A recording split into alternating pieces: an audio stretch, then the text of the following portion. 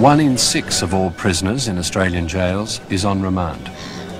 For many, it's the first taste of prison, and they find themselves in conditions that are often worse than those reserved for the convicted.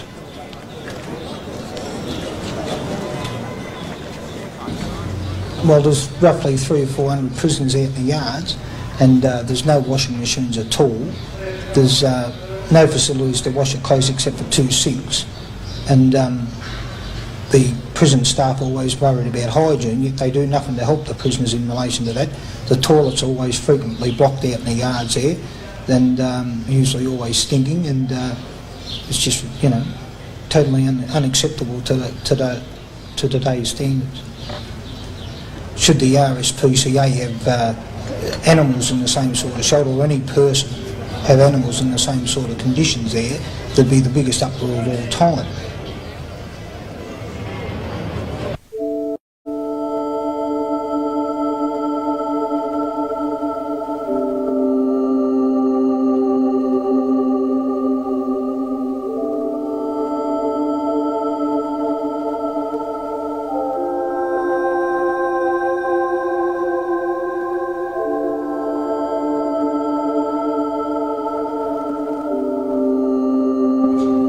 I've read the stories in the media, and I've read the reports and the letters in the media, and these people here they're sent here by judges and magistrates as deprivation of liberty. That's their punishment. They're not supposed to be put in places where they're deprived of all human dignity and all human rights. All they get is the basics. They get a hot water jug if they buy it themselves, because there's no hot water in the cells. They're allowed a Breville maker if they buy it themselves to make a sandwich of a night time, considering they're in the cell for 16 to 18 hours. They're allowed to buy a TV set and a radio. Now, that doesn't make it the Hilton, and that is all they're allowed. And everything they get, apart from their food and apart from their clothing, is bought at their own expense. They're supposed to be motel conditions. How are they motel conditions when you wake up once a week and there's sewerage floating around? What motel has sewerage floating down the hallway? What motel would lock people in there for 18 hours a day? And I'd like for the people outside to go and lock themselves in the bathroom overnight. They can take the television set in there if they want.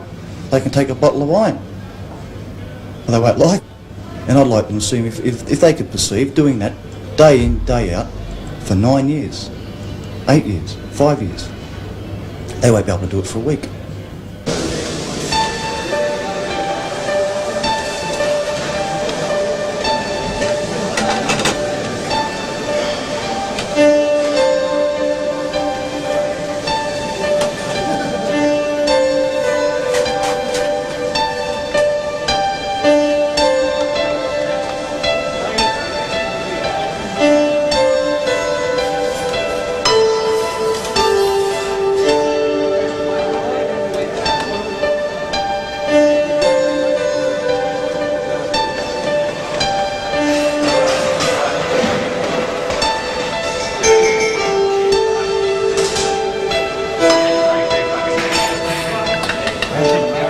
Most of the prisoners don't think it's bad. They think it's quite a good place to live. You'll find a big percentage that do come to jail get fed better than they do in their own homes. These blokes, they get fed 3 meals a day, which are worked out by a dietitian for a hard-working person. Now, I don't consider any prisoner in here is doing a very hard day's work. So really they're getting overfed.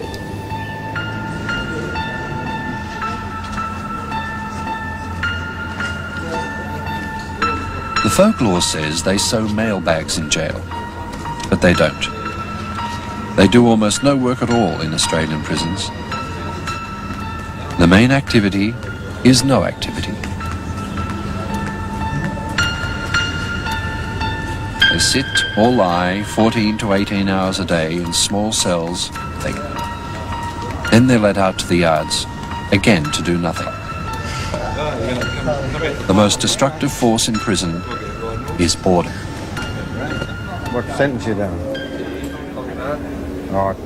Going back, we had about 22 shops. We hired experts to come in and do an economic study of the stuff that was coming out of them. They decided that they could buy Koya mats from India $1 cheaper, so they closed down the mat shop. They decided that Fielder's Bread could give us bread 10 cents cheaper than we could make, so they closed the bakehouse down. In the bread shop, the police were refusing to wear our shoes that are made in the jails, because they used to play jokes on the police now and again, you know. But they were quite good shoes. The machinery was outdated, but they took all our shops away with a promise that they were going to build more, and they never built any more.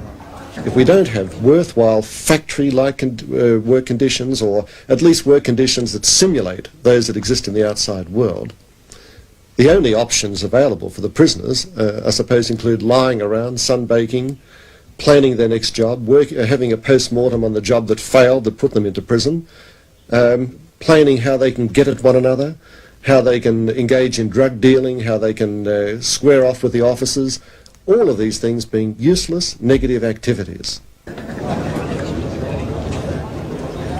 Out of 472 prisoners in the CIP industrial prison, they have the hide to call it Central Industrial Prison, where no industry exists of any nature whatsoever. There is no jobs for men. There's 472, as I say there. There's 422 of those walking around like packs of zombies, and I was one of them. There's nothing to occupy their minds. There's not even seats to sit on the walls of the jail there in the CIP. They just jog around or walk around aimlessly day after day after day. You can see it in asylums, and it looks like there's coming to that in prisons. If you do something, and whether you're doing it for other prisons or a community, it makes you feel better. When you're just wandering around all day and you've got nothing to do, they give you rotten locks to polish, or they say sweep up this bit of concrete 8 times a day. That's shit. You know what I mean? It don't count for something. I've always felt if I can do something with me day, if I can get back to myself at night time and say, I've done something, I feel like it hasn't been a wasted day, and I feel like I've won. For one day at a time, I've won. I've won just a little bit back.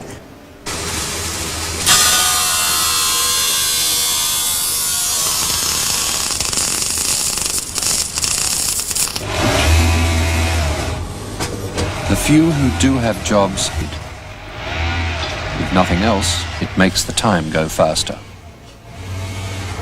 Well, my work's pretty good. I like doing it. I'd rather be doing my work than I think just about anything else in jail, because it keeps you busy for a start. As time goes quicker when you're busy. You get $1.20 a day, which is probably the best pay you get in the jail. But there's some girls who, for example, a cleaning gang, there's just nothing to do. There's windows to clean around the jail and you sweep the jail. But after that, there's just nothing else to do, and you're standing around, what am I going to do next? And the officer comes and tells you, clean that window, but I've just cleaned it. Doesn't matter, clean it again. So you're cleaning the same window up to 20 times sometimes, you know, just to look busy, because there's nothing else to do.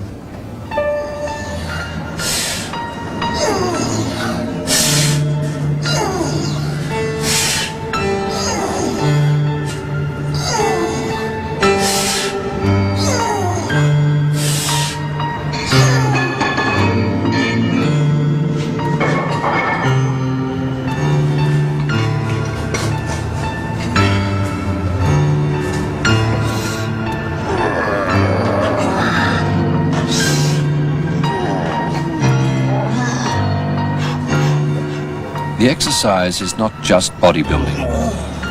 It's to break the boredom and to toughen up.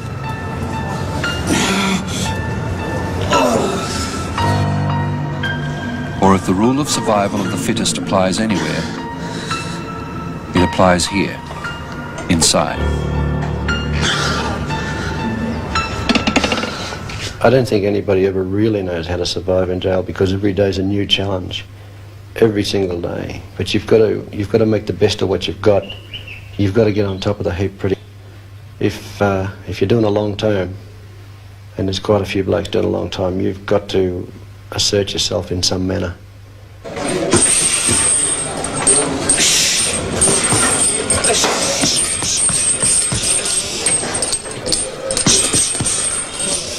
you've got confrontation, you've got fights, you've got homosexuality that then starts to happen. It's like if you put a cage of rats in together, eventually the dominant are going to start dominating, and that's what happens in a crowded prison system. In jail, when you fight, you're fighting for your life. You never know where you're going to cop it. You can always get a knife in the back.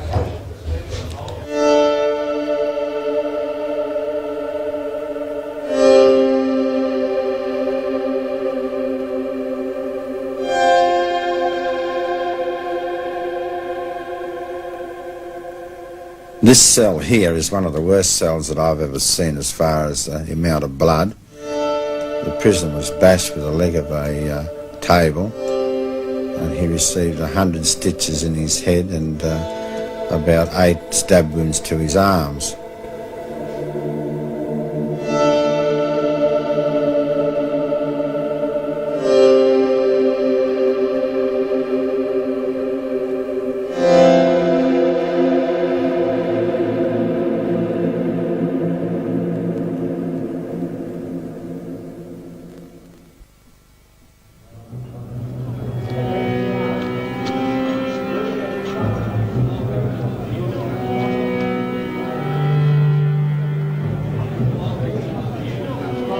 Prison departments are called corrective services these days.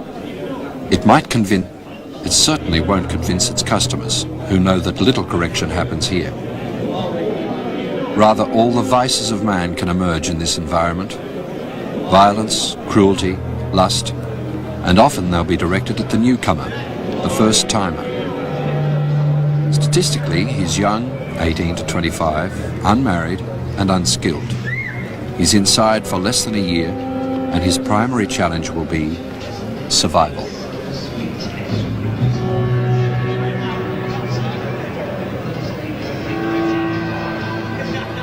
Surviving in the nick when you're a young bloke, it's hard. You know what I mean? It's total.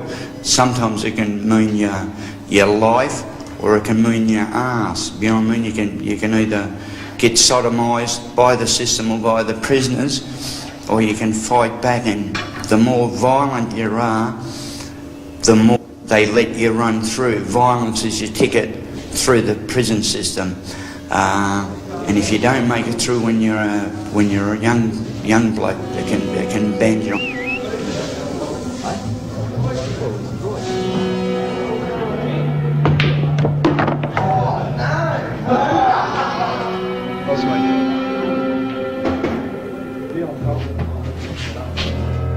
This prisoner was originally sentenced for car theft. He has never committed a violent crime. Play blue? Play blue. They were all sitting down after dinner, and some of the blokes were a bit too far gone, people using heroin, stuff like that, and they decided it was pick on me time, being the smallest bloke and very vulnerable, and they came in and sort of started joking around, thinking it was a big game, and ended up being sexually assaulted with a skipping rope handle. That lasted for about half an hour, the ordeal. I suppose if you wanted me to paint a picture of what my memories of coming to jail at 17 would be like, I suppose I'd paint a young boy with his pants down with a bloke up him or something. I think that's the only vivid memories I really have of coming to jail at 17. It's memories that I try to push to the back of my mind, but they always come up every now and again. Around 11 o'clock at night, when I was in bed, the six blokes came in, the same six, and thought it was time to go a bit too far. And being in, I was more or less half naked as it was, and very tired, sleepy after a hard day's work, and there was nothing much I could do about it. There was 3 blokes holding me down and 2 blokes holding me legs. I put up a good fight, but there's not much you can do about it.